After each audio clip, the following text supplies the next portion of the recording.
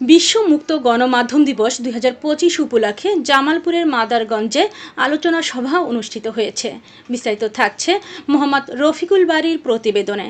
মাদারগঞ্জ উপজেলা প্রেস ক্লাবে আয়োজিত প্রেস ক্লাব কার্যালয়ে এই আলোচনা সভায় মাদারগঞ্জ উপজেলা প্রেস ক্লাবের সভাপতি মোহাম্মদ আলী জিন্নাহর সভাপতিত্বে বক্তব্য রাখেন মাদারগঞ্জ উপজেলা প্রেস ক্লাবের সহ সভাপতি দৈনিক সংগ্রামের মাদারগঞ্জ প্রতিনিধি আব্দুল আজিজ জামালি, মাদারগঞ্জ উপজেলা প্রেস ক্লাবের সাধারণ সম্পাদক দৈনিক ভোরের ডাক পত্রিকা ও রূপসী বাংলা টেলিভিশনের মাদারগঞ্জ প্রতিনিধি মোহাম্মদ রফিকুল ইসলাম বারী, সাংগঠনিক সম্পাদক দৈনিক ঢাকার ডাক প্রতিনিধি তারিকুল ইসলাম, অর্থ বিষয়ক সম্পাদক দৈনিক সংগ্রাম প্রতিদিন পত্রিকার প্রতিনিধি রিয়াজুল ইসলাম মুসা, সদস্য ও দৈনিক মুক্তকাল প্রতিনিধি আব্দুর রহিম খান সহ অন্যান্যরা।